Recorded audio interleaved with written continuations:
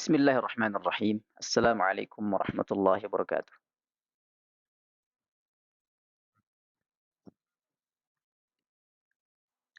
Alhamdulillahi wahdah, wassalatu wassalamu ala man la nabiyya ba'dah, amma ba'd. Alhamdulillah kita bersyukur kepada Allah Subhanahu wa taala. Alhamdulillah pada sesi yang pertama ini, sesi perdana dari webinar kita, webinar metode pengajaran Iqra secara online dapat terlaksana sesuai dengan rencana. Kemudian kita berselawat kepada Nabi kita Muhammad sallallahu alaihi wasallam di mana beliau bersabda dari Utsman ibn Affan radhiyallahu anhu, khairukum man ta'allama al-Qur'an wa 'allamah. Sebaik-baik kalian adalah yang belajar Al-Qur'an dan mengajarkannya. Dan hadis ini kemudian menjadi penyemangat, menjadi motivasi utama bagi seorang imam yaitu Abu Abdurrahman As-Sulami rahimahullah, salah seorang imam di antara murid Utsman bin Affan, di mana beliau juga nanti akan melahirkan seorang murid yang luar biasa yaitu Al-Imam Asim bin Najud Al-Kufi rahimahullah rahmatan wasi'ah. Di mana qiraah daripada Imam Asim, bacaan daripada Imam Asim inilah yang kita praktikkan sampai saat ini. Nah, ketika ditelusuri oleh para ulama, apa penyebab bacaan riwayat Imam Hafs dari jalur Asim, dari qiraah Imam Asim kemudian menjadi bacaan yang sangat masyhur, sangat terkenal khususnya di negara kita, kemudian juga di Asia itu? Jawabannya karena dulu Al-Imam Abu Abdurrahman As-Sulami itu duduk mengajarkan Al-Quran selama 40 tahun semenjak beliau ditugaskan atau dikirim oleh Khalifah Utsman bin Affan untuk mengajarkan Al-Quranul Karim. Hanya karena apa? Motivasi utamanya adalah hadis tadi, khairukum man ta'allama al-Qur'an wa 'allamah. Nah,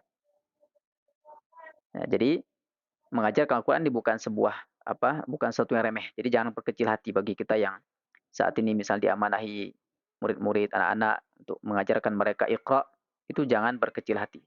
Jadi justru kita harus berbangga, bukan bangga diri, bukan. Bangga maksudnya harus bahagia karena kita mengajarkan sebuah pondasi. Ibarat kata kalau bangunan, maka yang paling menjadi penentunya adalah pondasinya itu tadi. Maka kalau baca Al-Quran, maka pondasinya adalah mengenal huruf hijaiyah, yaitu di metode Iqra ini. Baik, kita mulai. Ada berapa pendahuluan sebelum kita masuk kepada metodenya. Kenapa Iqra? Nah, kenapa tidak buku yang lain begitu? Ada beberapa alasan, ya. Yang pertama,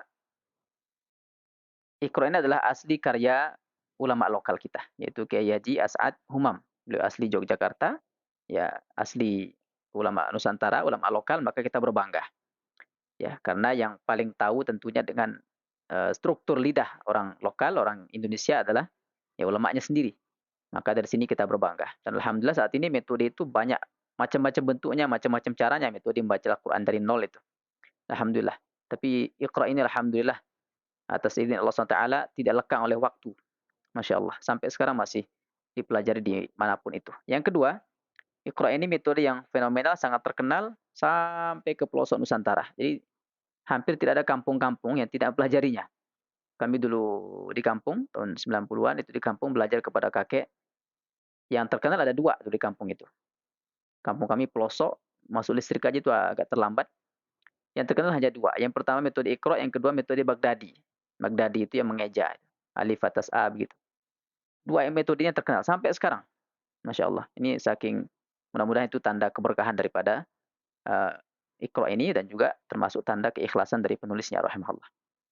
Yang ketiga, Iqra ini merupakan metode membaca Al-Quran secara langsung tanpa dieja.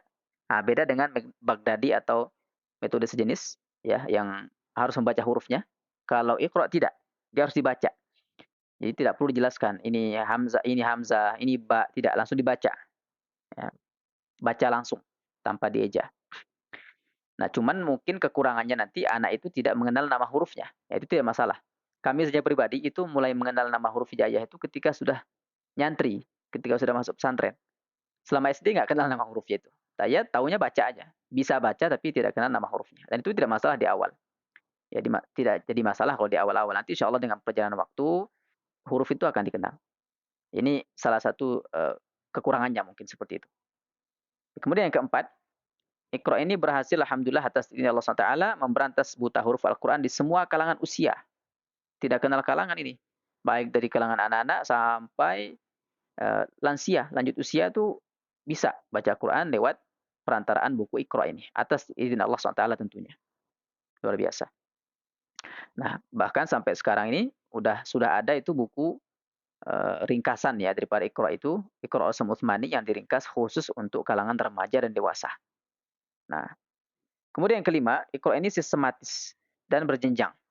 Jadi tidak langsung anak-anak itu kemudian di awal langsung diajarkan kata atau kalimat, tidak. Tapi diawali dari huruf dulu. Itu pun diawali dari satu harokat. Ya, di Iqra 1, 2 itu fokus di harokat fathah. Setelah itu baru beranjak kasroh, kemudian dhammah, kemudian sukun, tasdid begitu. Jadi bertahap, berjenjang. Ibarat kata kalau ada seorang anak, bayi baru lahir, maka dia merangkak dulu, kemudian belajar duduk, kemudian berdiri seperti itu. Jadi bertahap. Nah, kemudian ini hal-hal mendasar atau hal pokok ya, bekal bagi kita para pengajar Al-Qur'an umumnya dan juga pengajar Iqra khususnya. Ada 7 yang kami kumpulkan. Yang pertama, ikhlas, ya. Ikhlas, ya, jangan sampai kita mengajar itu untuk mencari dunia, mencari harta. Kalaupun setelah kita mengajar kemudian mendapatkan harta, maka itu bonus, bonus yang disegerakan dan itu halal. Menurut pendapat ulama itu halal. Tapi jangan sampai itu dijadikan niat awal, dijadikan sebagai tujuan awal. Ya, kita ikhlaskan. Karena kita sedang membangun pondasi bacaan Al-Quran seorang anak. Yang kedua, guru itu harus mumpuni dalam baca Al-Qur'annya. Jangan sampai kita mengajarkan Iqra tapi bacaan atau huruf kita masih banyak keliru, masih tertukar antara sin dengan shin, antara tha dengan sin begitu. Ya, antara shad dengan sin belum bisa dibedakan, antara ha dengan ha masih tercampur-campur, masih tertukar. Wah, itu bahaya. Mengajarkan Al-Qur'an dalam kondisi kita belum bisa membedakan huruf hijaiyah itu sangat sangat berbahaya. Nah, sedangkan kita yang sudah bisa membedakan saja, itu kadang muridnya belum bisa mengikuti. Seperti itu. Apalagi yang memang kita sendiri sebagai guru belum bisa membedakannya. Nah, ini harus mumpuni. Tidak harus bersanad, tidak.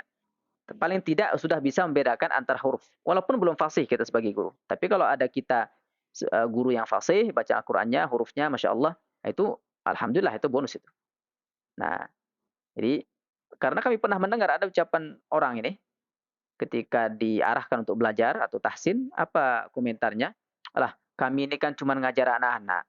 Ya, ngapain harus sibuk-sibuk belajar sampai belajar tajwid, belajar apa? Ngapain? Ah, ini nggak tahu ini males atau apa, minder atau bagaimana. Nah, ini mental yang kurang tepat ya. Justru karena kita mengajarkan anak-anak yang sedang kita bangun pondasinya itu justru kita harus lebih semangat belajar. Nah, supaya kita membangun pondasinya pondasi yang benar, pondasi yang kokoh, pondasi bacaan yang kuat. Nah, itu. Kemudian yang ketiga, menguasai metodenya. Namanya metode itu ada cara mengajarkannya. Jadi kadangkala buku atau metodenya sudah bagus, tapi ketika cara mengajarkannya kurang tepat, maka hasilnya juga kurang bagus. Nah, jadi sehebat apapun metodenya, tapi kalau kita tidak tahu cara mengajarkannya, ya tidak akan maksimal juga hasilnya. Nanti yang disalahkan malah malah metodenya, malah bukunya disalahkan. Padahal kita yang tidak tahu. Nah, terkenal perkataan para kiai bahwa al-maddatu muhimmah. Materi ajar itu penting. Tapi at-tariqah ahammu minal maddah katanya itu. Bahwa cara mengajarkan atau metode mengajarkan sebuah materi itu jauh lebih penting daripada materinya sendiri. Nah, gitu. Nah, kemudian waruhul mudarris ahammu mina at-tariqah. Nah, yang paling penting adalah ruhnya guru atau keikhlasan seorang guru itu jauh lebih penting daripada cara mengajarkan. Nah, maka ini poin yang pertama tadi. Nah, materinya penting, kemudian metode mengajarkan juga penting, tapi yang paling penting adalah keikhlasan kita. Nah, ini semua harus kita latihan ya, latihan. Kemudian yang keempat, ini dua sikap yang harus kita balance, harus imbang gitu, nggak boleh berat sebelah. Antara ketegasan dengan kelembutan. Antara ketegasan dengan kelembutan. Kalau salah satunya dominan, tegas, nanti kadangkala terbawa keras. Main pukul atau main cubit seperti itu. Atau kalau misalnya terlalu lembut malah tidak tegas. Apa akibatnya kalau guru terlalu lembut? Ya adab anak jadi kurang misalnya, atau kemudian misalnya ada kita temukan di kalau kita ngajar TPA atau MDA atau seperti apa TPQ begitu, ada anak-anak yang mengganggu temannya, itu Kalau guru terlalu lembut nanti malah tidak ditegur itu. Atau misalnya ada anak yang memang belum layak lanjut ke halaman berikutnya atau ke Iqra jilid berikutnya, tapi kita naikkan dengan alasan tadi, oh nanti kasihan anaknya, nanti anaknya kalau diulang nanti Iqra'nya atau kalau enggak dilanjutkan jilidnya nanti anaknya jadi down, jadi turun semangatnya. Ah, ini guru yang tidak punya ketegasan. Jadi namanya tegas itu tidak keras. Tegas itu kalau memang belum layak lanjut ke jilid 3, ya sudah, berarti ulang jilid 2 seperti itu. Karena kalau kita memaksakan, nah dan ini banyak terjadi, banyak kita temukan anak-anak itu bahkan sudah nyantri, sudah masuk pesantren tingkat SMP, SMA, tapi huruf-hurufnya masih banyak tertukar. Ini akibat daripada guru yang terlalu menggampangkan, ya, terlalu bermudah-mudahan. Asal naik, naik, naik aja. Asal orang tua senang. Ah, ini bahaya rumus begini nih. Asal orang tua senang. Nah, jadi seperti itu. Harus tegas dan lembut. Ya. Satu sisi kita tegas, satu sisi kita lembut. Lembut itu artinya kalau kita menemukan misalnya ada anak didik kita yang kurang atau lambat pemahamannya misalnya, sekali 2 kali diajarkan nanti di halaman berikutnya lupa lagi huruf yang itu. Nah, maka di sini dibutuhkan kelembutan. Hati-hati jangan sampai kita, apa namanya, keceplosan atau, apa namanya, mengeluarkan kalimat-kalimat yang tidak tepat ya, tidak bagus. Yang kelima, sabar. Nah, sabar. Ya, guru itu harus sabar dan tidak tergesa-gesa tadi. Ya, pelan-pelan. Nah, nanti banyak oleh Kiai Haji As'ad Umar akan diingatkan tuh, di banyak halaman di Iqra itu akan diingatkan, sabar gitu. Teruslah mengulang. Itu maksudnya jangan tergesa-gesa. Kadang-kadang kita guru nih di satu sisi kita sebagai guru kalau kita misalnya ngajar di sebuah lembaga, itu kan ada kurikulumnya itu. Ada kurikulum misalnya harus selesai Iqra jilid 1 itu 1 bulan atau bahkan ada yang 1 pekan. Wah, ini akhirnya gurunya menjadi tergesa-gesa karena mengejar target tadi. Kalau enggak capai targetnya potong gaji. Wah, ini bahaya. Nah, ini bahayanya. Jadi tidak boleh tergesa-gesa, pelan-pelan. Jadi nanti kita akan temukan target setiap anak itu beda-beda. Ada anak yang cepat daya tangkapnya bisa jadi lebih lebih tinggi targetnya, lebih tinggi ikroknya daripada yang belum, daripada yang lambat. Nah, memang tidak bisa disamakan itu. Ya, kemudian yang keenam selalu mendoakan murid. Ya, samping kita berusaha untuk melatihnya, melatih huruf-hurufnya, kemudian juga kita doakan. Jadi ini di antara kebiasaan para ulama. Kita doakan murid kita karena yang menjadikan murid kita itu fasih baca Al-Quran itu bukan kita. Kita ini hanyalah perantara saja. Tapi penentunya adalah Allah SWT. Maka kita doakan. Kemudian yang ketujuh, upgrade skill. Terus kita tingkatkan kemampuan kita. Apakah kemampuan yang nomor 2 ini dalam hal bacaan Al-Quran atau kemampuan yang ketiga, metodenya. Terus kita tingkatkan. Nah, mudah-mudahan usaha kita semuanya pada malam hari ini, para ustadzat, para ustadz ya, yang mengikuti webinar malam hari ini, apakah kita mengajarkan anak kita sendiri sebagai orang tua atau mengajarkan murid-murid kita sebagai guru, mudah-mudahan ini sebagai salah satu ikhtiar ya, salah satu usaha kita untuk meningkatkan skill kemampuan kita. Dan mudah-mudahan ini juga dinilai oleh Allah SWT sebagai amal jariah kita. Nah, ada sebuah ungkapan orang Arab. Mereka mengatakan faqidus syai' la yu'ti. Orang yang tidak memiliki sesuatu tidak mungkin akan mampu memberikan sesuatu. Artinya orang yang tidak punya kemampuan baca Al-Quran yang baik, bagaimana dia bisa mencetak murid-murid yang bacaannya baik dan benar? Tidak mungkin itu. Kita memberikan orang permen, tapi kita nggak punya permen, itu gimana caranya? Nah, tentu ketika kita menginginkan bacaan murid-murid kita fasih, maka kita juga harus terus meningkatkan bacaan kita agar fasih. Demikian. Nah, ini dia 7 hal yang sangat mendasar yang semestinya harus dimiliki oleh setiap pengajar Al-Quran, terkhusus pengajar Iqra. Baik, kita kenalan sedikit dengan penulisnya. Ini sudah banyak ya di Google, banyak ya. Beliau bernama As'ad, lahir di Yogyakarta tahun 1933. Kemudian nama ayahnya Humam Siraj, jadi Humam itu nama ayahnya. Nah, pendidikannya itu sampai SMA Muallimin itu sampai kelas 2. Dan qadarullah waktu itu ketika kelas 2 beliau mengalami kecelakaan, terjatuh atau seperti apa. Akhirnya berhenti itu.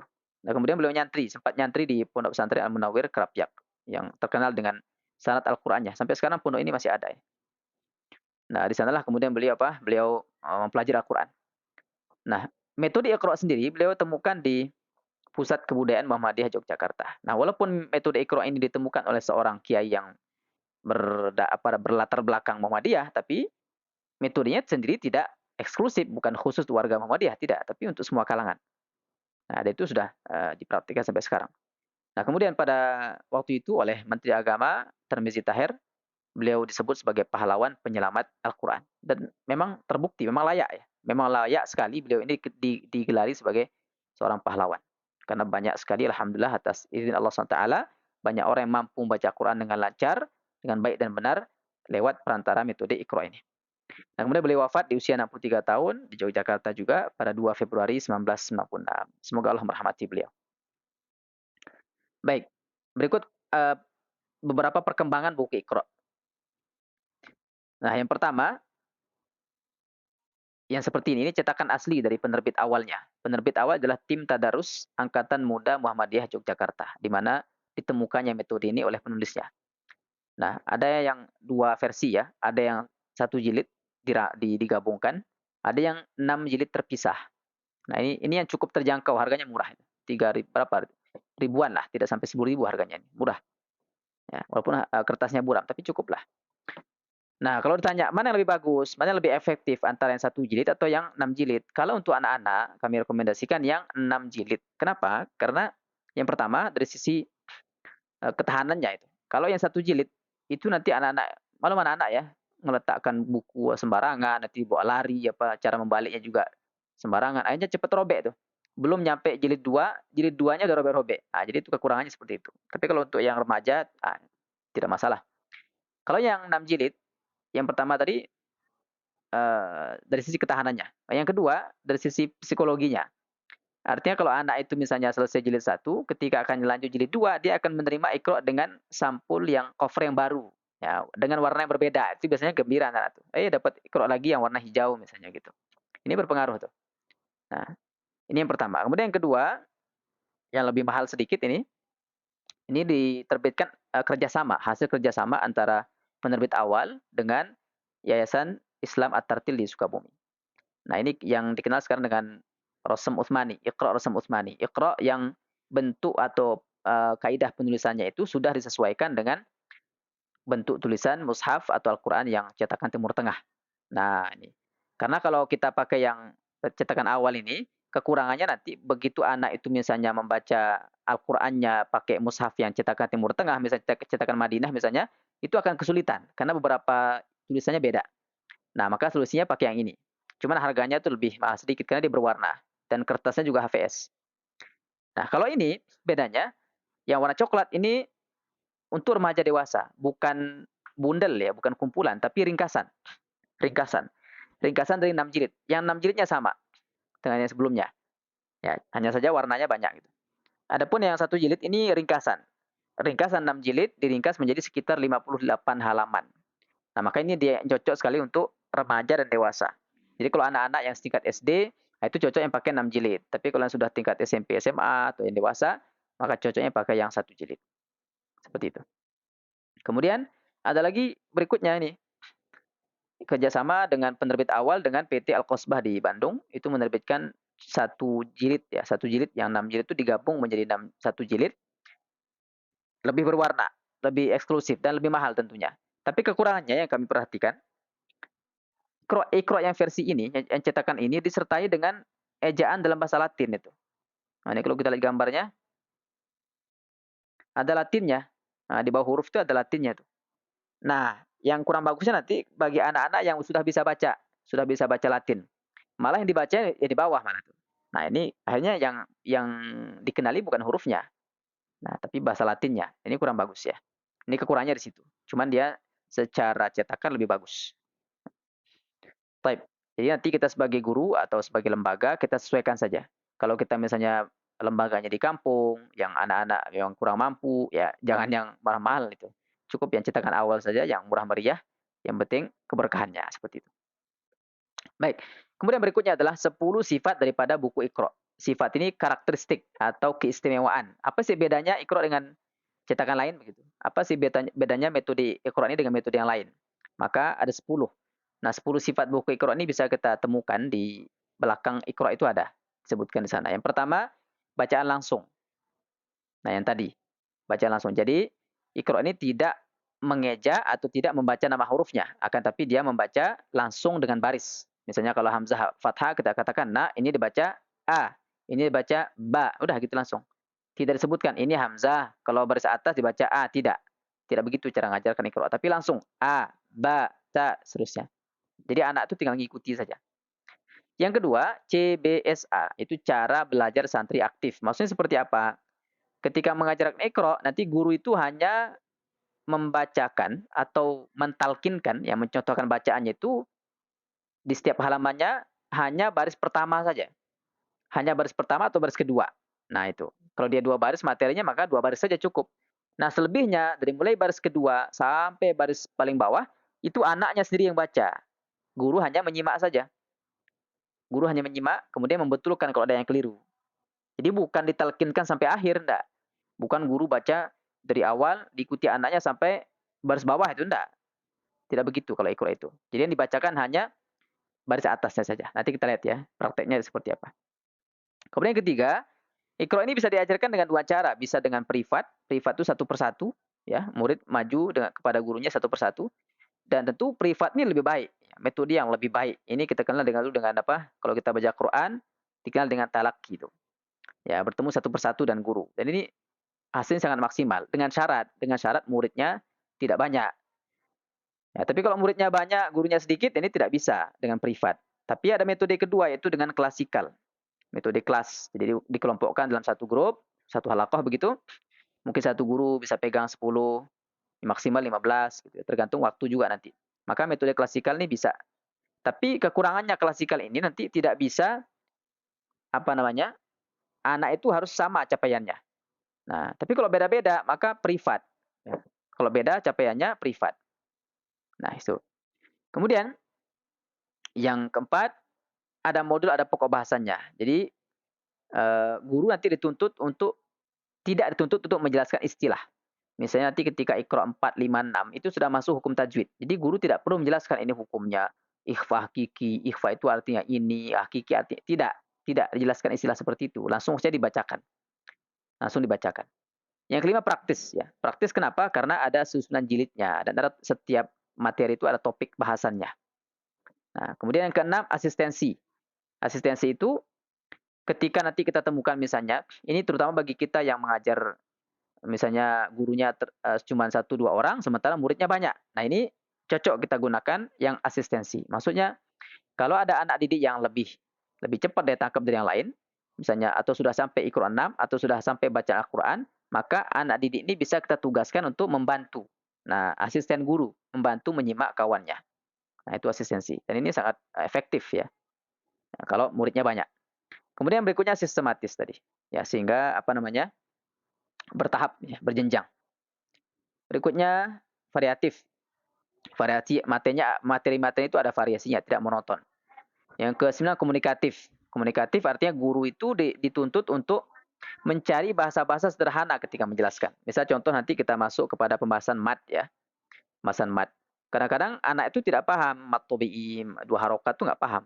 Maka kita guru dituntut mencari istilah-istilah atau bahasa-bahasa yang sederhana yang bisa dipahami anak. Mungkin kita katakan kalau alif mat misalnya yang biasa kami terapkan itu kami katakan, nah ini kalau ada tongkat, nah tongkat tuh, tongkat itu istilah untuk alif mat, berarti panjang, ba gitu.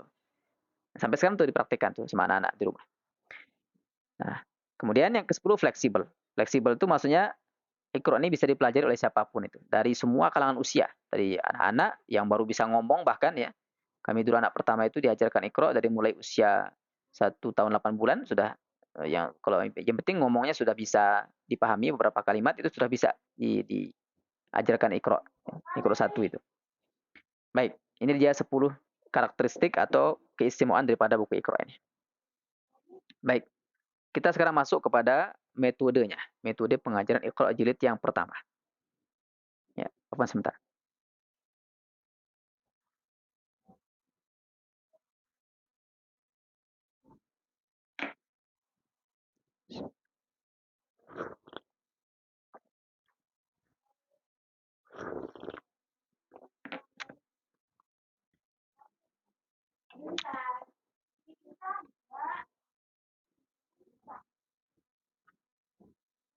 Baik, kita mulai metode pengajaran Iqra jilid yang pertama. Nah, ini metodenya nanti tidak kita bahas setiap halaman ya, tapi setiap awal materi. Metode pertama dari jilid 1, guru hanya mencontohkan cara baca fathah. Ini seperti yang tadi. Jadi cara baca adalah langsung, bukan menyebutkan ejaan atau nama hurufnya, tidak. Tapi langsung disebutkan, dibaca hurufnya. Nak, kita katakan, nak, kita ini dibaca ja. Coba ikuti, nanti muridnya ikuti itu, ja. Kalau belum benar, kita praktekkan lagi, ja. Nah, sampai benar. Jadi murid itu membaca sampai benar, dia mengikuti sampai benar. Kalau sudah benar, sudah tahu, sudah kenal hurufnya, maka dari baris kedua sampai bawah, kita cukup menyimak saja. Ya, guru cukup menyimak. Murid membaca sendiri. Seperti itu. Kemudian, nah ini tadi ya, guru cukup mencontohkan baris pertama saja. Nah ini, baris pertama ini saja. Selebihnya, dari sini sampai bawah, guru hanya menyimak, murid yang baca sendiri. Jadi kita sebagai guru tidak perlu mentalkinkan, mencontohkan sampai bawah, tidak. Ya. Kemudian, bagaimana kalau anak keliru? Jika ada anak keliru misalnya, tadi di atas sudah bisa dia baca ja misalnya. Ternyata ketika baca di baris ketiga, dia keliru atau dia lupa. Dibacanya misalnya ba atau huruf yang lain atau malah nggak bisa gitu. Maka bagaimana caranya? Maka cukup kita menegur dengan kode atau ketukan. Nah, intinya ikro itu bukan hanya ikro ya. Di Al-Quran juga begitu nanti itu. Ketika ada anak didik kita yang keliru, maka jangan diberitahukan langsung. Jangan langsung dikasih apa namanya kunci jawabannya, jangan. Misalnya jim dibacanya misalnya ba. Jangan nak itu ja. Ini keliru ini. Langsung beritahukan anak ketika dia keliru itu salah itu keliru. Tapi kita tegur dengan kode. Kode itu maksudnya dengan suara. Apa itu? Gitu. Atau dengan ketukan. Ketukan meja atau apa. Intinya jangan dikasih tahu langsung. Nah, setelah kita kasih kode tadi, kemudian dia ulang, dia salah lagi, maka contohkan kembali baris pertama. Jadi kembalinya itu ke baris pertama. Misalnya tadi keliru di sini, ya. Kita koreksi, itu apa itu? Nah, dia ulang lagi, salah lagi, maka kita contohkan lagi. Nah, ini tadi namanya apa? Namanya ja. Dibaca ja. Coba apa ini? Ja. Biasanya bisa tuh anak tuh. Walaupun nanti salah lagi. Karena ini kan masih baru mengenal gitu, baru melihat hurufnya. Nah, jadi seperti itu. Jadi setiap ada kesalahan, jangan langsung dikoreksi, jangan langsung dikasih tahu, cukup koreksi dengan kode, dengan ketukan, dan langsung kembalikan ke baris pertama, ke materi awalnya. Itu jangan dibocorkan langsung di situ. Ini untuk membiasakan anak itu berpikir ya. Karena kalau kita langsung kasih tahu, nanti dia akan manja. Nanti setiap kesalahan, nanti dia nunggu tuh. Malah dia nanya tuh, ini apa bacanya nih katanya.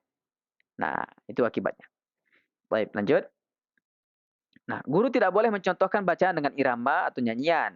Nah, seperti metode lain. Jadi kan ada metode itu yang mengajarkannya dengan cara irama. Ya, ada iramanya, ada nadanya. Tapi kalau iqra tidak, langsung aja dibaca. A, ja, ja, seperti itu. Nah, itu metodenya. Cuma nanti ada di Iqra jilid 2, ya halaman berapa itu 16 kalau nggak salah.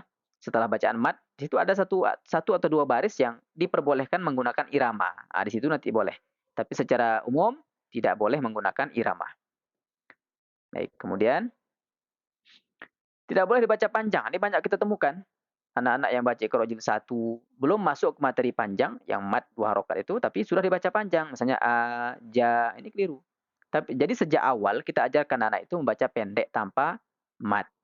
Nah, supaya ketika nanti masuk mat bisa dibedakan gitu. Tapi kalau sejak awal kita ajarkan mat atau kita biarkan anak itu membaca dengan panjang, nanti tidak ada bedanya dengan mat. Akhirnya ini keterusan tuh sampai jilid-jilid berikutnya. Jadi tidak boleh dibaca panjang. Nah, kemudian kami pernah menemukan ada orang yang mengatakan begini. Kalau kita ngajar Iqra katanya ini harus dibaca langsung. Nggak boleh putus ya. Katanya apa? Harus dibaca langsung aja gitu. Dan ini metode yang keliru nih. Justru dari penulisnya. Jadi kami pernah bertemu dengan murid dari penulis. Nah, jadi penulis itu dulu punya murid sampai sekarang sepertinya masih hidup ya. Orang Sumatera Barat masih hidup, usia sudah sekitar 50-an tahun. Itu kami pernah bertemu. Jadi cara mengajarkan seperti itu. Nah, justru yang diajarkan adalah boleh terputus-putus. Karena di Iqra juga ada itu. Boleh dibaca terputus-putus asal lancar kata penulisnya. Jadi tidak harus dibaca satu ini harus dibaca langsung, tidak.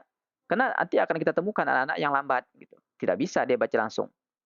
Kalau misalnya ada anak-anak yang langsung bisa baca langsung 3 huruf itu, a, jaja, alhamdulillah. Tapi begitu kita menemukan anak yang lambat, maka tidak bisa dipaksakan. Boleh dibaca per huruf. A, ja, seperti itu. Yang penting benar. Nah, yang penting benar. Jadi yang dituntut di awal ketika kita mengajarkan Iqra itu bukan kelancaran, bukan, tapi benar. Nah, bukan pula kefasihan, ya, bukan kefasihan, bukan kelancaran, tapi benar. Maka boleh dibaca putus-putus asalkan benar. Berikutnya,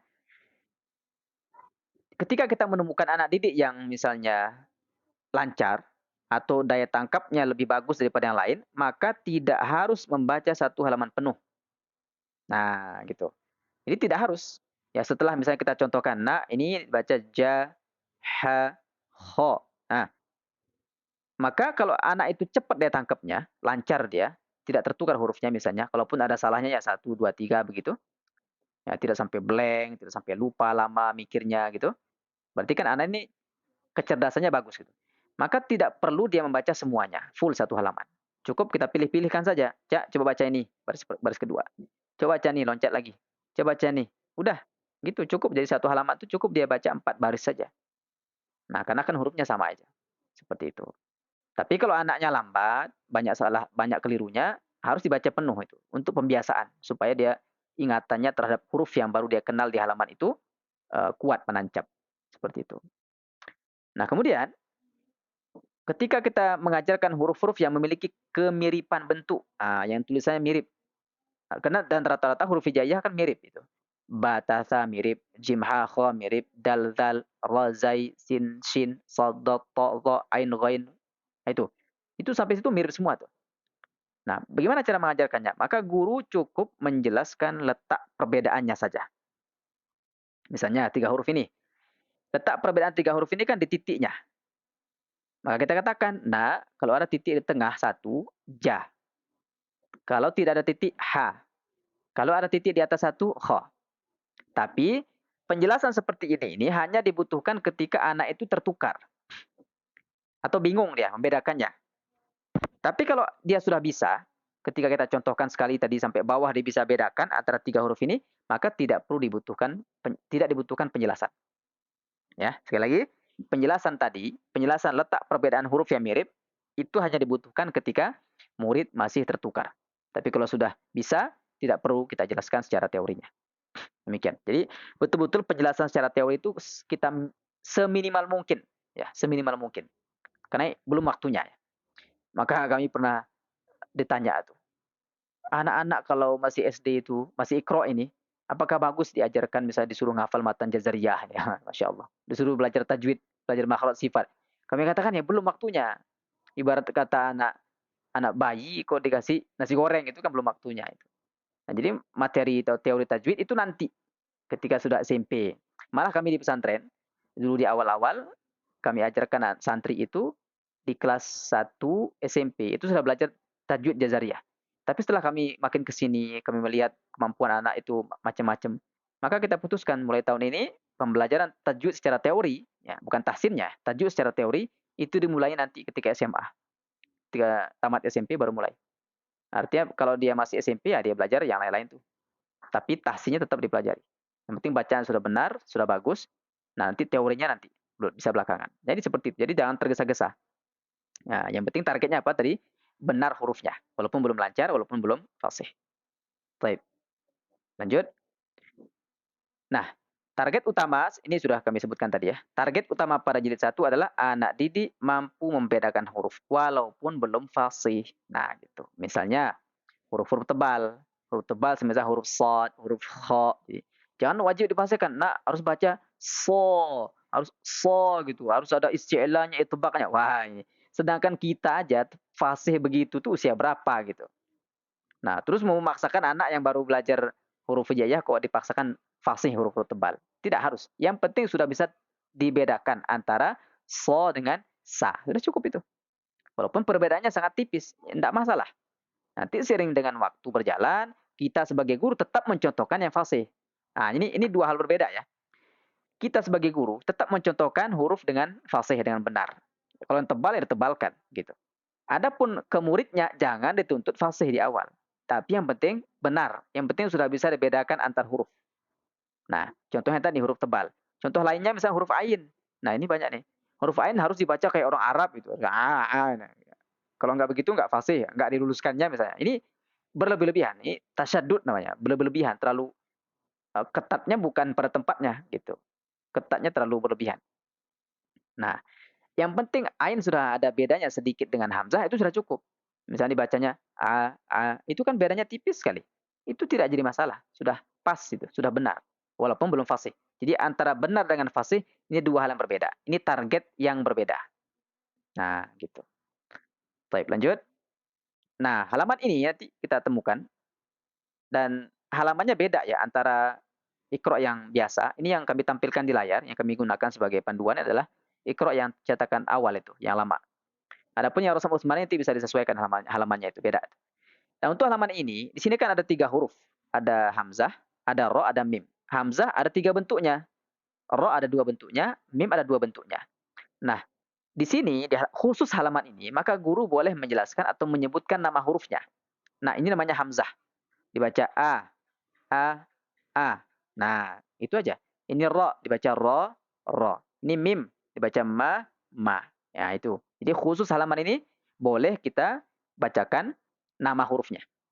Dan anak didik, walaupun dia cepat daya tangkapnya, khusus halaman yang ini dan juga beberapa halaman setelahnya itu harus membaca hingga tuntas dua halaman ini. Ini ada dua halaman. Harus dibaca dengan tuntas. Untuk apa? Untuk membedakan. Untuk membiasakan anak itu membedakan bentuk tulisannya. Jadi antara mim dengan mim yang seperti ini dengan mim seperti ini itu nanti lama-lama bisa dibedakan, bisa dikenali perbedaannya ya dengan membaca dua halaman full. Walaupun daya tangkap anak itu cepat. Kemudian, nah ini sangat penting. Apa kata beliau di sini? Penting bedakan dengan jelas. Nah, maka ini semua berawal dari guru. Nah, jangan sampai guru tidak bisa membedakan tuh. Nah, di sini guru harus mencontohkan secara fasih, ya, secara tidak hanya secara benar, tapi harus secara fasih. Nah, tapi kepada muridnya tidak perlu kita tuntut fasih di awal. Nah, harus bisa dibedakan di sini antara hamzah dengan ain, antara ta dengan sin, gitu. Nah, seperti itu. Dan ini juga sama, harus dibaca semua full, walaupun anak didik kita cepat dia tangkapnya. Ingat, targetnya benar, bukan fasih, ya, walaupun belum fasih. Kemudian halaman eftah. Eftah ini apa? Ulangan ya, seperti itu. Ulangan sebagai syarat kenaikan ke jilid berikutnya. Nah, target pada halaman eftah ini adalah anak didik kita harus lancar. Nah, sama tadi ya. Harus lancar sebagai syarat melanjutkan ke jilid 2. Nih, harus lancar dia. Semua huruf hijaiyah nih. Dari mulai hamzah sampai ya, dibalik lagi dari ya sampai hamzah. Nah, bagaimana kalau belum lancar? Nah, jika belum lancar atau huruf-hurufnya masih tertukar, maka harus diulangi. Nah, itu dia. Nah, di sini maka dituntut ketegasan tadi. Kalau memang kita temukan anak didik yang masih kurang lancar, huruf-hurufnya masih tertukar, maka sudah diulangi. Diulangnya dari mana? Tidak perlu diulang dari awal. Tidak perlu diulang dari huruf hamzah misalnya, dari alif tidak perlu. Tapi diulang dari huruf apa yang anak kita tuh masih lemah. Kan tidak semua huruf dia lemah.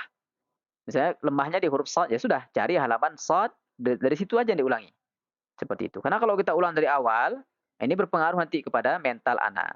Nanti bisa down, bisa turun semangatnya, malah ngambek anak kita. Apalagi anak cewek ya. Maka di sini beliau mengatakan, khusus jilid satu ini, jika belum menguasai, maka ulang-ulangilah. Bila sudah lancar dan benar, boleh dinaikkan, katanya tuh. Nah, seperti itu. Baik. Nah, alhamdulillah. Kita masuk ke metode jilid yang kedua. Insya Allah di sesi yang pertama ini, kita selesaikan dua jilid ya. Jilid yang pertama dan jilid yang kedua. Baik. Nah, secara umum sebenarnya metode pengajaran antara jilid satu, jilid 2, jilid seterusnya itu mirip-mirip, sama. Cuma ada pengembangan saja karena penambahan materi. Yang pertama, secara umum sama. Yang pertama, taat dan patuh dengan metodenya. Artinya apa? Jangan kita mengajarkan metode Iqra dengan metode yang lain. Ini sudah diingatkan ketika kami bertemu dengan murid dari penulis. Beliau sebutkan begitu. Beliau menukil perkataan dari penulis, kayak Jazat Umam. Jadi penulisnya pernah mengatakan tuh, kalau ingin mengajarkan Iqra dengan metode lain, maka nggak usah pakai Iqra katanya. Pakai aja metode lain. Artinya nggak boleh kita mengajar Iqra tapi pakai metode lain. Seperti itu. Adapun mengkombinasi maksudnya, misalnya kita temukan kesulitan begini. Dan ini pernah ditanyakan ya. Bagaimana kalau ketika mengajar, kemudian anak itu setelah dijelaskan kok susah dia pahamnya. Apakah boleh kita menggunakan media lain, misalnya media kita tulis di papan, ya. Kita ada papan kecil di rumah, kita tulis huruf yang dia keliru, kita tulis misalnya. Apakah boleh kita menggunakan metode seperti itu? Maka jawabannya boleh. Niat yang mengkombinasikan metode, nah, itu boleh saja. Nah, seperti itu. Adapun dengan menggunakan metode irama, metode mengeja nama huruf, ini sudah mencampur aduk antar metode. Dan ini keliru. Yang kedua, guru cukup mencontohkan baris pertama atau kedua. Jadi sama metodenya antara jilid pertama dengan jilid kedua. Tidak perlu ditalkinkan sampai akhir halaman. Baik, kita mulai jilid yang kedua. Nah, halaman ini, ya, jilid yang kedua ini sudah mulai diajarkan menyambung huruf, ya, dari mulai 2 huruf sampai 3 huruf. Nah, sama, tidak hanya jilid 1, jilid 2 juga begitu. Anak didik boleh membaca secara terputus-putus per hurufnya. Nah, jadi yang dibolehkan terputus-putus itu bukan hanya per huruf, tapi juga ketika sudah menjadi kata, seperti ini. Boleh dibaca per huruf ini, tidak harus dibaca langsung. Karena kalau dipaksakan dibaca langsung, itu nanti akan lambat perkembangan anak-anak kita. Jadi boleh baca misalnya na gitu. Sambil kita terus ajarkan untuk menyambung huruf itu. Yang penting tadi tetap belum boleh dibaca panjang. Nah, gitu. Jadi jangan karena dia mengeja, dia memikirkan huruf setelahnya hanya dibaca panjang. Nah, gitu. Itu keliru, ya. Boleh dibaca terpisah tapi tetap tidak boleh dibaca panjang. Nah, pendek gitu. Kemudian halaman 16. Nah, jadi kalau Iqra jilid 2 yang versi cetakan lama, materi panjang pendek atau mat itu yang 2 harokat mulai diajarkan di halaman 16. Nah, disinilah baru kemudian boleh dibaca panjang, ya. Nah, di sini guru dituntut kreatif yang tadi kita sudah bahasakan bahwa guru harus mencari bahasa-bahasa yang sederhana. Harus kreatif untuk mencari bahasa sederhana agar anak didik kita mudah dalam memahami istilah mat. Istilah panjang 2 harokat itu. Apakah dengan tongkat atau berdiri, banyaklah istilahnya itu. Nah, sama di sini, boleh dibaca terputus-putus atau lebih panjang daripada kadarnya. Misalnya ini maksudnya begini.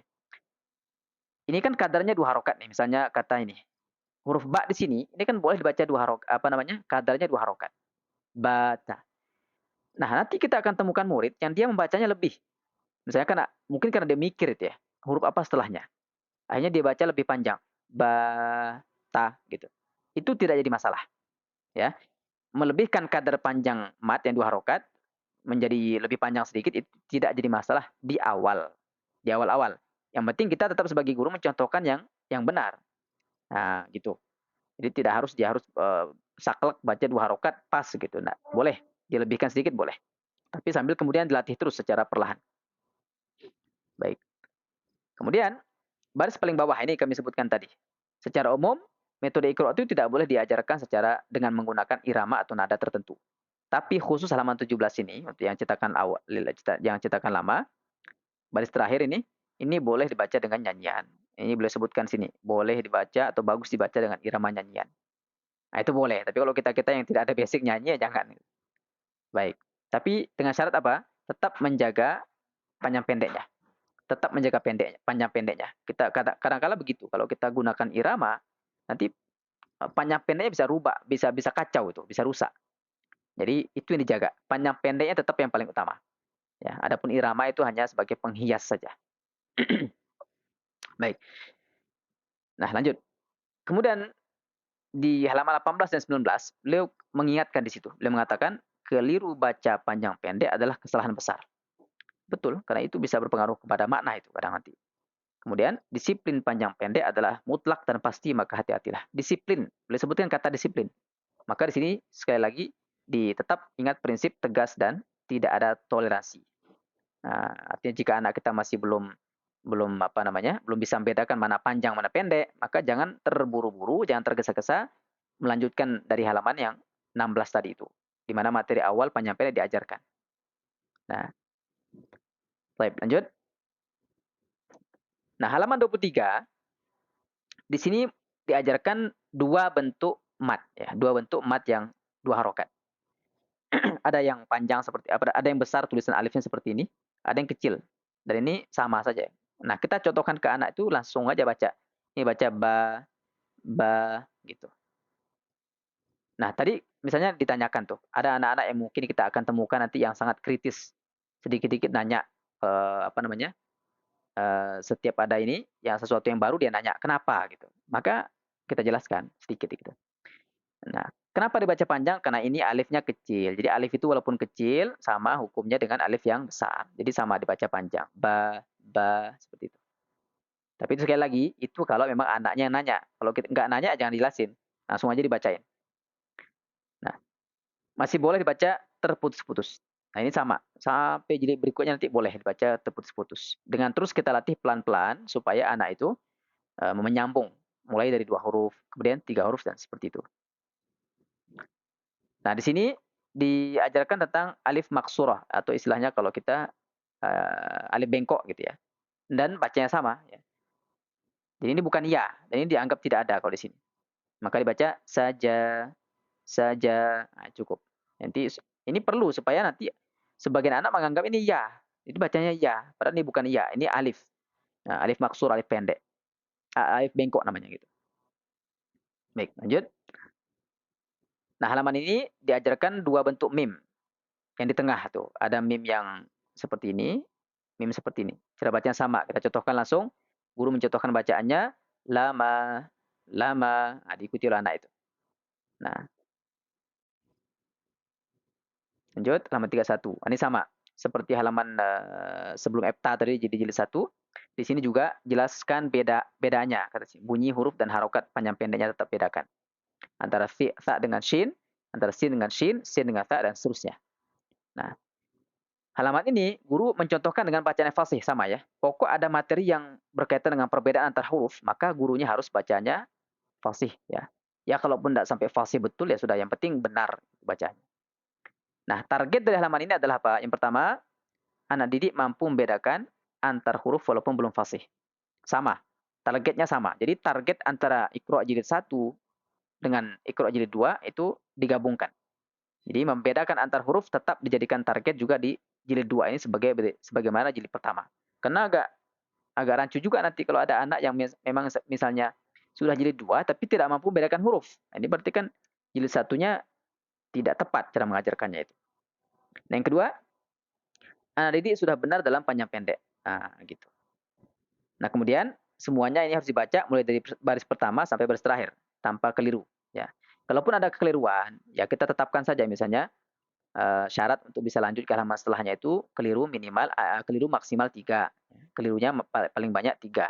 Itu pun kelirunya seperti apa gitu. Kalau misalnya kelirunya sampai blank, nggak ingat sedikit pun, nah ini parah juga itu. Artinya kalau sekali 2 kali kita ingatkan dia bisa lanjut. Nah, itu sudah cukup itu. Bisa dilanjutkan ke halaman setelahnya. Kemudian di halaman EPTA jilid 2 sama, harus dibaca semuanya ya. Nah, standar kelulusannya seperti apa? Standar kelulusan jilid 2 adalah mampu membedakan antar huruf, itu yang pertama. Hurufnya harus bisa dibedakan. Nggak boleh tertukar-tukar. Dan benar panjang pendek. Nah, itu 2. Nah, hurufnya bisa dibedakan, panjang pendek juga tidak tertukar. Nah, kalau masih banyak keliru panjang pendek, maka harus diulangi dari awal materi panjang pendek. Kalau di Iqra yang ini jilid 16 halaman 16 tadi.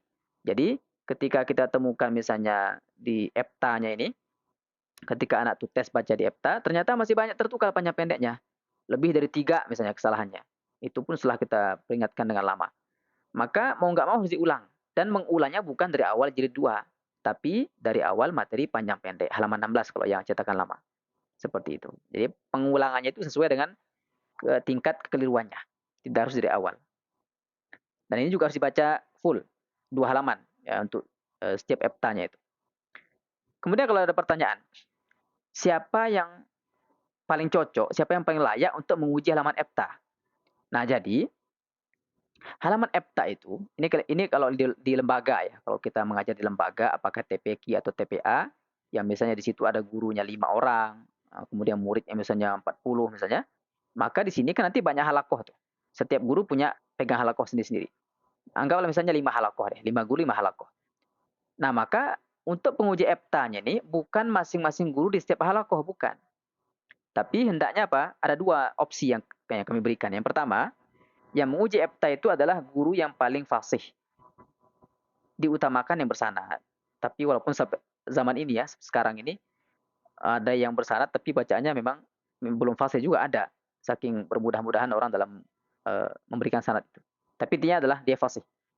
Misalnya tadi ada 5 guru tuh di lembaga itu. Siapa guru yang paling fasih di antara 5 orang ini? Dialah yang berhak untuk menguji EPTA, bukan setiap halakoh itu. Nah, kemudian ada opsi kedua, kepala di lembaga tersebut. Dengan syarat tadi kembali ke sini, bacanya fasih. Karena banyak juga kepala lembaga itu, kepala TPA, TPQ, malah dia nggak bisa ngaji tuh. Asal punya uang, dia buat lembaga Quran atau rumah tahfiz, ya sudah gitu. Tapi kalau ada kepala lembaga yang dia fasih, itu sangat diutamakan. Gitu. Apa tujuannya? Kenapa bukan setiap guru di halakoh yang boleh menguji? Kalau setiap guru di halakoh menguji, nanti hasilnya akan beda-beda. Ya, standar kelulusannya beda-beda nanti. Maka tidak heran ada murid-murid yang berasal atau lulus dari misalnya rumah tahfiz yang sama, tapi kok perbedaan kualitas bacanya sangat jomplang, sangat jauh begitu. Kalau beda-beda sedikit tidak masalah. Ini enggak, satunya fasih, satunya lagi penyampaiannya kacau. Lah ini sangat jauh perbedaannya. Nah, maka tujuannya itu. Tujuannya adalah agar standar kelulusannya seragam, sama. Itu yang pertama, tujuannya itu. Supaya standar kelulusannya ya tidak jauh beda lah gitu. Nah, apalagi bisa seragam, sama. Dan tujuan yang kedua adalah bagi kita yang pengelola lembaga atau kepala TPQ, TPA, MDA-nya, TPA, termasuk sarana evaluasi guru. Nah, gitu. Nah, jadi dengan adanya penguji satu orang ini, nanti kita bisa temukan. Kita bisa untuk mengevaluasi guru. Kalau ada anak murid misalnya sudah EPTA jilid 2 misalnya, tapi ternyata huruf-hurufnya masih tertukar. Oh, berarti gurunya ini terlalu bermudah-mudahan dalam meluluskan anaknya. Nah, seperti itu. Jadi bisa kita evaluasi gurunya. Baik. Alhamdulillah kita sudah selesai untuk metode pengajaran Iqra jilid 1 dan 2. Kita cukupkan. Ya, jilid 3 dan seterusnya kita insyaallah akan selesaikan di pekan depan sesi yang kedua. Baik. Kita buka sesi tanya jawab, silakan. Masih ada waktu sekitar 8 menit. Kami persilahkan.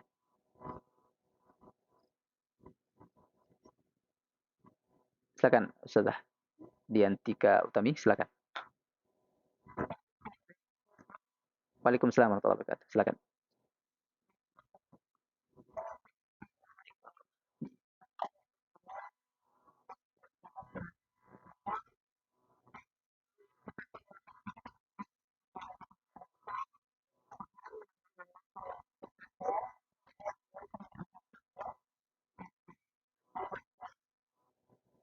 Hmm.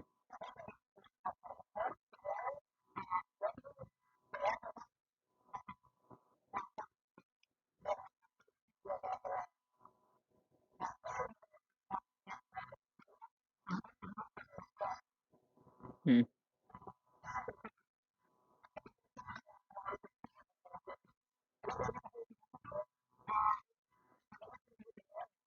Iya, ya.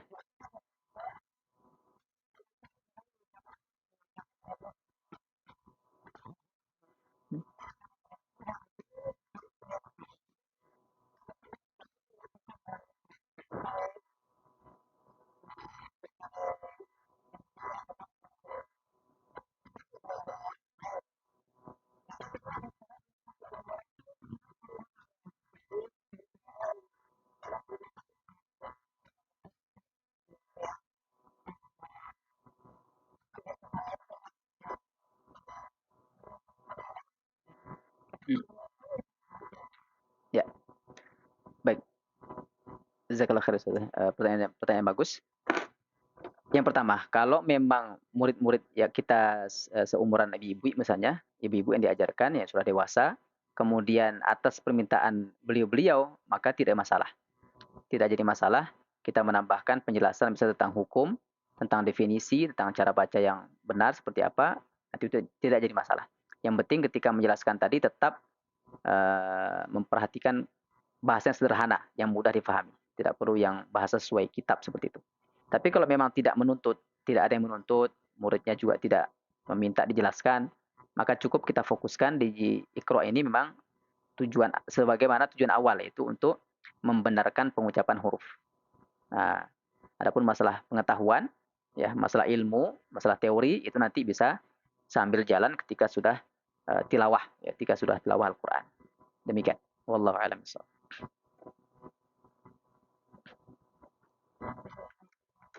Apa? Silakan jika masih ada. Silakan Ustaz. Ustaz Ahmad Hendro.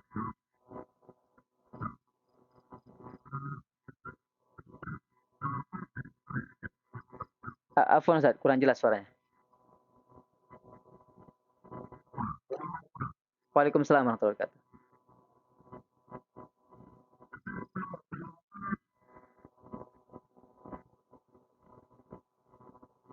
Afwan Ustaz, suaranya hilang.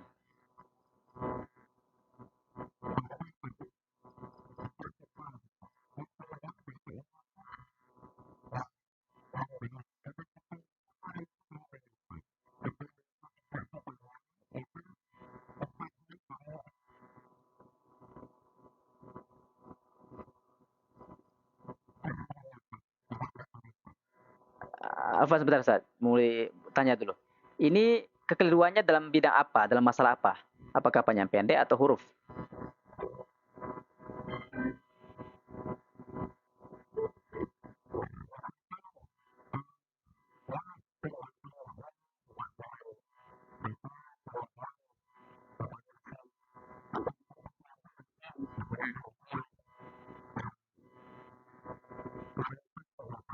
Hmm.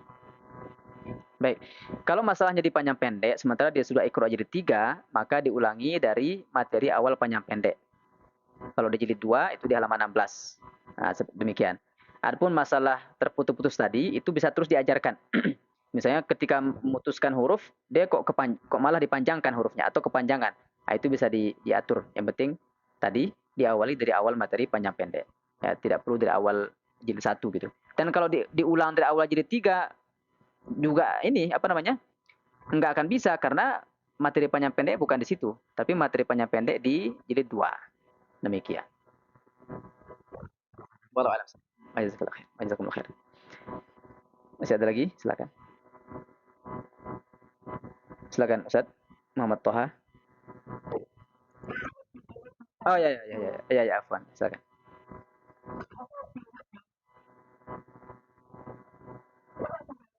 Jelas jelas silakan. Ya.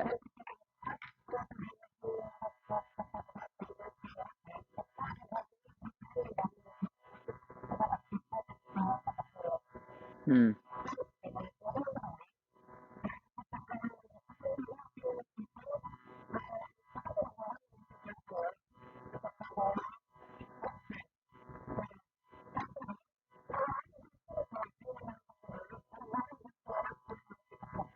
Hmm. Ya.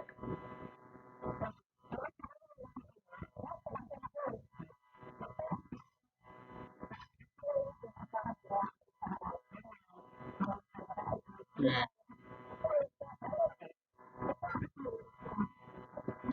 Ya afwan. Pertanyaan pertama sebentar. Apa tadi pertanyaan pertama lupa pula. Oh ideal. Ya. Hmm. Baik, kalau anak itu lancar, kemudian dia mau duduk lama, karena anak-anak ini kan kadang beda-beda ya karakternya. Ada yang sangat aktif luar biasa, sehingga untuk duduk sebentar aja itu udah nggak tahan dia. Nah, kalau yang tahan lama duduknya, kemudian dia cerdas anaknya, itu bisa sekali pertemuan itu, ini kalau kita di lembaga, bisa 2 halaman, bisa 3 halaman. Nah, tapi kalau anak-anak yang lambat, itu kadang untuk menyelesaikan 1 halaman aja bisa berapa kali pertemuan itu. Kadang bisa dengan lancar membaca 1 baris juga udah alhamdulillah. Anak yang lambat lambat apa namanya lambat daya tangkapnya, kemudian juga lidahnya itu kan berpengaruh juga.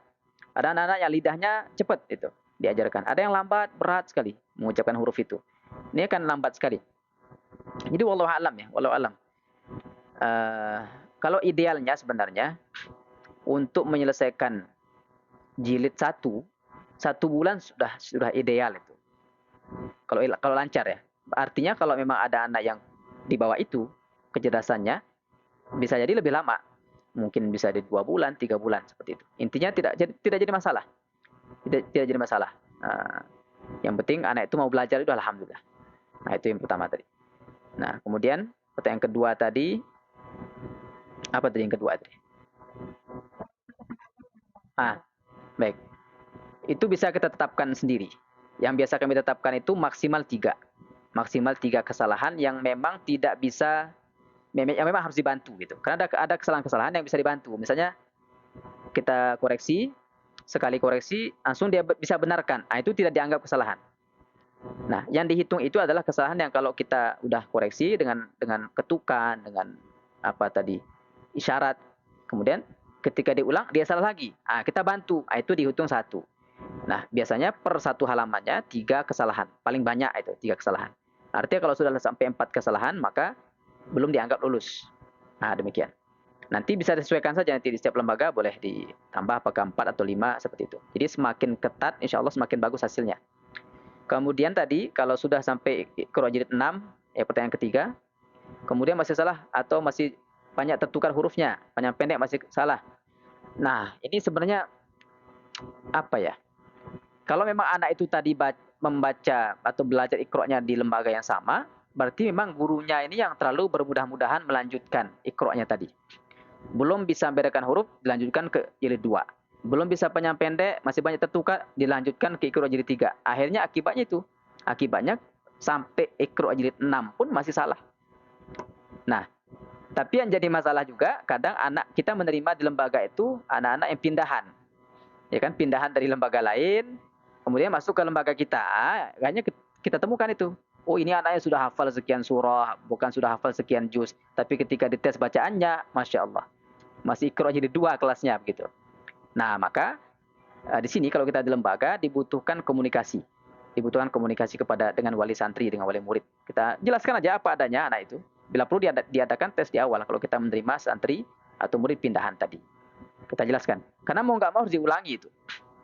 Kalau udah sampai jilid 6, kemudian masih banyak huruf keliru, itu mau nggak mau harus diulangi dari huruf yang dia keliru, dari jilid 1. Jilid 1. Tidak harus dari awal ya. Seperti kami jelaskan tadi, tidak harus dari awal. Tapi kita ulangi. Misalnya dia masih tertukar itu antara sin dengan shin. Ya sudah, kita ulangi dari huruf sin. Demikian. Dan itu sekali lagi komunikasi harus bagus dengan orang tua. Begitu juga dengan anaknya. Nah, bisa kita push, kita apa namanya, iming-iming dengan hadiah misalnya. Nanti kalau selesai jilid 6 ini nanti dikasih ini seperti itu. Untuk mengatasi masalah mental tadi. Karena biasanya anak itu kalau diturunkan Iqra-nya itu biasanya kena mental itu. Maka kita sebagai guru hati-hati mencari kalimat-kalimat. Demikian sudah. Wallahu a'lam bishawab. Baik, mungkin sudah cukup ya. Ini sudah lewat 3 menit. Nanti insya Allah materinya PDF akan kami share di grup. Begitu juga rekaman yang ini akan dikirim oleh admin nanti linknya. Silakan. Materinya nanti bisa dipakai sebagai media ajar, boleh silakan. Misalnya bagi para ustadz-ustadzah yang misalnya punya lembaga, sebagai kepala lembaga mungkin bisa digunakan untuk mengajarkan kepada para guru kita. Boleh. Nah, demikian. Baik, mohon maaf atas segala kekurangan. Mudah-mudahan apa yang sudah kita pelajari pada malam hari ini bermanfaat dan juga menjadi amal jariah kita. Mudah-mudahan dihitung oleh Allah SWT sebagai ikhtiar, sebagai usaha kita untuk mencetak generasi-generasi Qurani dimulai dari kemampuan untuk mengenalkan huruf hijaiyah secara benar dan baik. Baik, kita tutup. Subhanakallahumma bihamdik, asyhadu an la ilaha illa anta, astaghfiruka wa atubu ilaik. Wassalamualaikum warahmatullahi wabarakatuh.